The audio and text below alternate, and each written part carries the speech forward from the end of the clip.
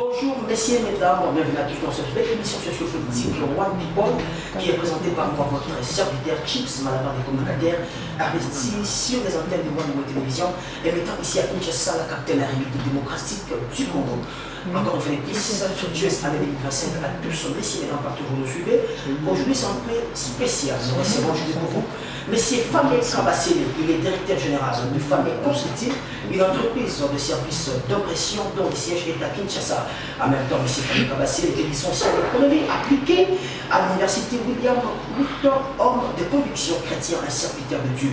Marié à Madame Brenda Bakoulé et parent de 2 sublimes filles. Alors, Monsieur Famé Kabassele, bonjour. Bonjour, Monsieur Chips. Bienvenue dans notre belle émission. Merci beaucoup, merci de m'avoir invité et je suis honoré de répondre sur votre plateau. Comment vous avez passé l'année 2024 et puis une nouvelle année qui commence déjà? Relativement bien, dans le combat mais bien sûr dans la satisfaction du fait que nous y sommes sortis tête haute et 2025 commence bien et avec l'aide de Dieu, nous croyons que nous allons très bien la passer.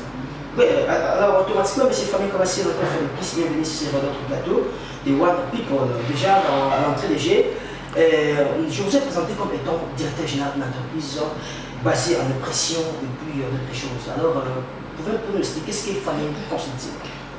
Merci beaucoup. Le Famé Consulting, c'est mon entreprise. Elle est présentement en train d'évoluer dans le secteur de services, notamment dans l'imprimerie. Ouais. Mais bien sûr que nous ne sommes pas que dans ça, nous sommes aussi dans la consultance marketing et le développement commercial. Très bien.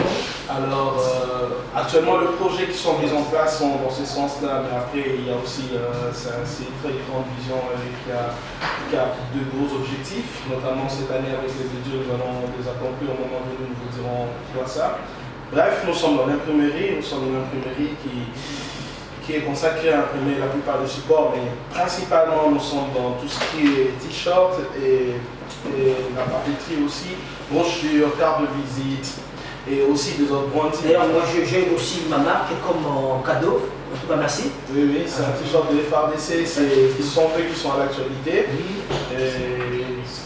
Je me rappelle du moment, c'est peut-être pas encore la question, mais si je peux en parler déjà, oui. Du moment où cette affaire avait fait un bon nombre de bruit, nous pensions que chacun d'entre nous, chacun des Congolais devrait avoir sa manière de contribuer, n'est-ce pas, oui. à la bravoure, la prouesse de nos vaillants hommes qui sont au front. Ouais. Et en ce qui nous concerne en tant qu'acteurs économiques, nous avions pensé mettre en place un t-shirt, une marque que le Congolais devrait mettre. Votre manière de les soutenir.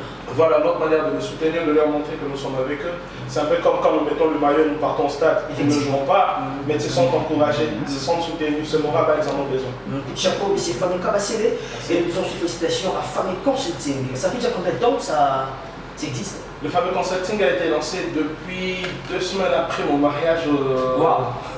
En 2019, oui. Mais c'est une idée, comme je le disais, qui datait. Mais ça fait déjà 5 ans. Ça fait 5 ans, effectivement. 5 ans, effectivement, que le Famé Consulting existe. Vous avez un siège Oui, nous sommes présentement au niveau de Kitambo, quartier Ndanda, dit Jamaïque, avenue Gompété, numéro 5.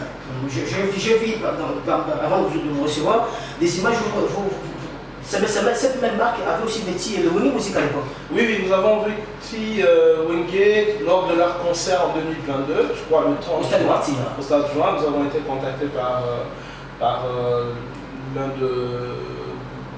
l'une des personnes qui faisait partie de leur équipe de com, oui. Que je salue de loin, M. Popolon Keleng, très connu dans les médias. Oui, je le connais. C'est une figure emblématique dans le média. M. Popolon, je vous salue. Président, bonne année à vous et meilleurs vœux. D'accord. Alors, c'est lui qui nous avait contacté pour nous dire voilà, nous avons un concert, mais le contexte de guerre demeure. Est-ce qu'on ne peut pas bénéficier de tes services? Je leur ai dit bon, écoutez, c'est pour les FRDC, c'est le Wingé, je vous offre. D'accord. En même temps, on doit admettre que sur le plan d'affaires, c'était un bon coup de pouce. Vous avez aussi vendu votre marque, hein? Oui, bien sûr. Parce que Gilbert Ouera portait ça, c'était pas moi, j'ai des images. C'était très bien à voir. C'était très parti, très commandé. Je me rappelle qu'on avait à un certain moment d'ailleurs du mal à absorber la demande, mais avec un peu de stratégie, on a pu. Jusqu'aujourd'hui, c'est devenu carrément une marque patriotique que le Congo le mette. Ceux qui viennent au Congo, ils aiment bien en mettre. Ceux qui partent, ils aiment bien apporter à nos frères, nos compatriotes qui sont de l'autre côté de la diaspora. Très bien. Ainsi de suite. Merci, M. Fami Kabasele, messieurs les spectateurs, je me rappelle encore que nous recevons aujourd'hui M. Fami Kabasele, le directeur général des femmes et consulting. Aujourd'hui, nous recevons dans beaucoup de casquettes, ton fan dans l'ambient Burkina Lingala, tu as mis le cas Monsen Nzambé, tu as mis le cas économiste et le cas notre société, apporter, mais il a été battu dans la société, apporter tout le éclaircissement, ma voie de sortie. Alors, M. Fami Kabasele, je vous reviens rapidement. On va toucher notre première thématique. Nous serons un peu dans les Sanguissa. Ouais, permettez-moi ça. On va d'abord commencer à une question très biblique que beaucoup de se posent la question. Tu viendras à l'église, tu viens à Nzambe, tu es au Seigneur de Dieu. Laquelle église? D'abord, c'est quoi l'église par définition? Non, c'est beaucoup d'histoires en même temps. Moi, comme je ne suis pas très tenu au texte, au concept, c'est vrai, à un certain moment, pour mieux expliquer quelque chose, il faut aller dans son contexte. Oui, effectivement. Ce que je peux dire, c'est que l'église, le terme église comme tel, d'ailleurs, l'origine un peu païenne, c'était les Romains. Ok. Oui.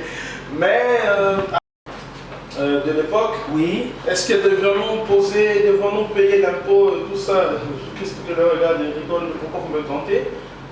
Il demande la pièce, on lui donne, il dit de qui est cette pièce, quel est le visage qui s'y trouve. On lui dit le visage de César. Mais bien sûr, donner à César ce qui est à César, donner à Dieu ce qui est à Dieu. Par là, je peux bien sûr comprendre que l'un des rôles de l'Église, oui.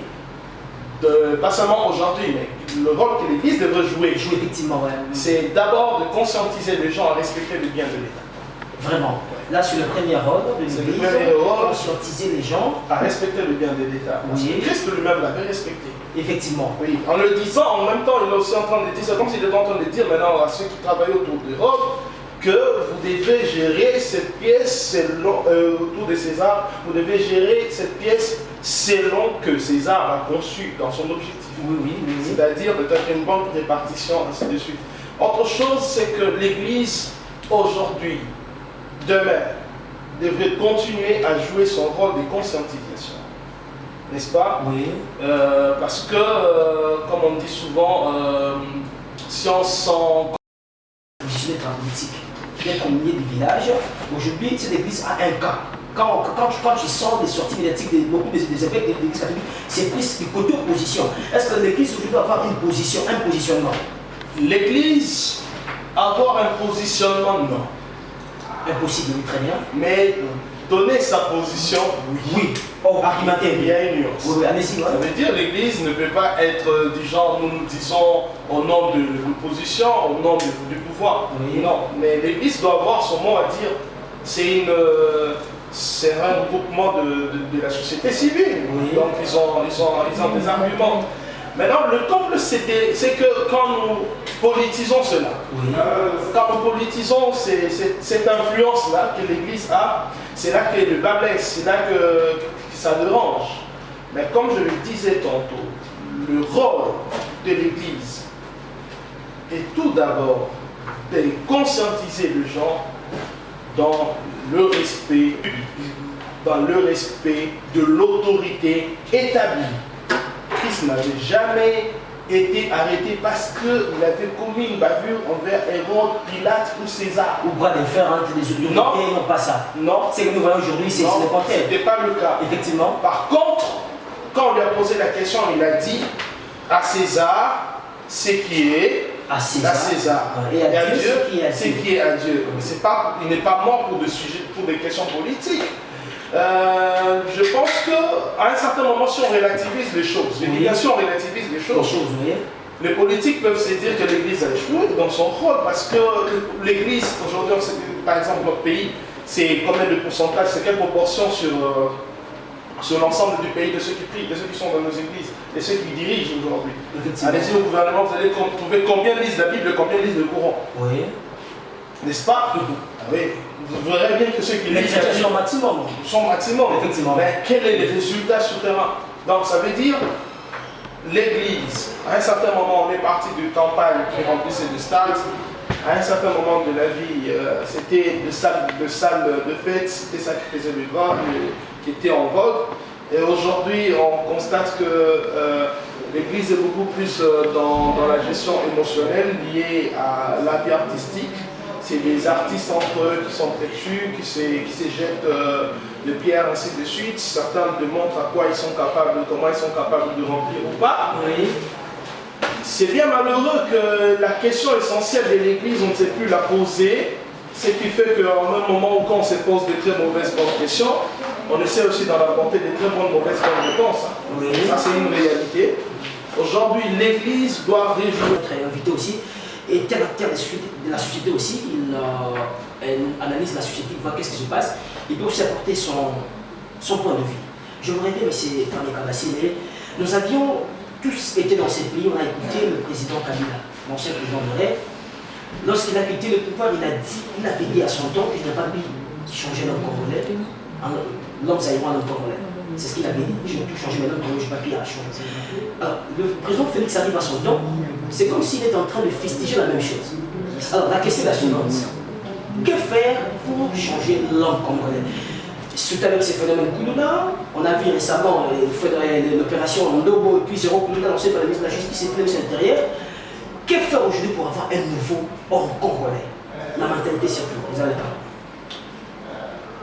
Cette question-là, le modèle de réponse qui m'inspire, c'est la Chine. Oh, allez-y, ouais, vous faites des choses là? Ouais, c'est-à-dire qu'il a fallu qu'un jour qu'il y ait un certain Mao. Oh, très bien. Mais à son âme, il le prie. Et puis, toute la société chinoise était transformée. Qu'est-ce qu'il avait fait comme mécanisme? Ça veut dire qu'on a juste besoin d'un leadership conséquent. Oh. Je n'incrimine personne. Oui. On a juste besoin d'un leadership conséquent. Dans ce pays, on pleure depuis 1960. Lumumba s'est battu pour avoir l'indépendance. Il en a payé pour sa vie. Quand on est resté entre nous, très vite, l'un des Congolais avait trouvé que l'autre n'était pas très important à sa place. Il devait faire un coup d'État et partir dessus. Et très vite, un autre Congolais est venu en disant que lui, il a traîné au pouvoir et qu'il ne gérait plus bien les choses. Il est venu, il a pris le pouvoir. Et très vite, certains Congolais ont vu que celui qui avait pris le pouvoir n'était pas trop à sa place, il fallait encore le faire partir. Il en a payé de sa vie. Oui. Et après, celui qui vient après, qui se bat pour que les choses se normalisent un tout petit peu, il en a aussi beaucoup de regrets. Il dit déjà qu'il n'a pas pu changer l'homme congolais. Aujourd'hui, nous sommes avec le président. Combien de choses ont changé? C'est de l'homme, hein? Oui, justement, l'homme congolais, pour le changer, il n'a que besoin, si j'ai une prière à émettre, c'est avoir un leader conséquent. Parce que tout homme est changeable. Vous voyez, n'est-ce pas? Oui. Il n'y a aucun homme qui peut rester ce qu'il est. Vous imaginez, parce que je suis souvent dans la Bible, un jour on apporte à Jésus quelqu'un qui savait tuer ses chaînes. Effectivement. Quand il partait dans le sépulcre, on le maîtrisait, la société voulait le maîtriser, on l'enchaînait. Mais c'était impossible. Mais il arrivait à couper les chaînes. Waouh. Tu vois? Oui. Et cette personne a été maîtrisée sans être enchaînée. Par qui? Par Christ. Parce que quand on le mettait les chaînes, il coupait, il partait dans le cimetière, il allait se meurtrissir. Mais le jour où il a croisé Christ, Christ ne l'avait jamais enchaîné. Comme je disais, vous êtes aussi un économiste de formation et puis licencié en économie appliquée. Aujourd'hui, on peut faire comment? Comme nous avons une économie extravertie, pour projeter notre économie en 2025? C'est la question. La question reste la même qu'on se pose depuis des années. On connaît la réponse, mais on ne s'applique pas. C'est la production. Oui, allez-y, très bien. C'est la production. C'est que nous devons arriver à produire nous-mêmes. Le comble qu'on se concentre, on est On est malheureusement que sur la lecture en très très court terme ou en moyen terme de faits.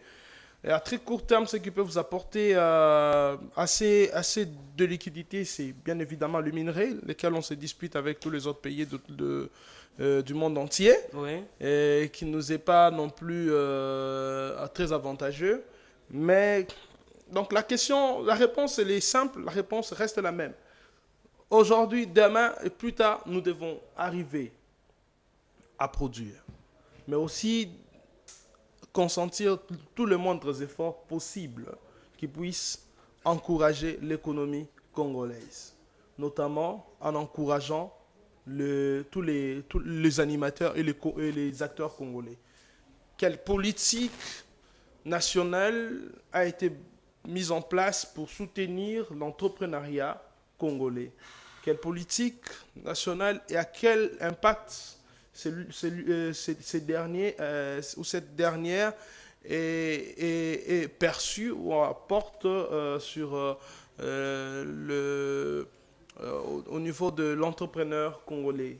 Comment est-ce que nous encourageons les initiatives congolaises? Parce que lorsqu'aujourd'hui nous voyons ces bras de fer qui entre les opérateurs économiques congolaises et puis le gouvernement, notamment lorsqu'on a fixé le prix des denrées alimentaires, on a vu, cela n'a pas été respecté.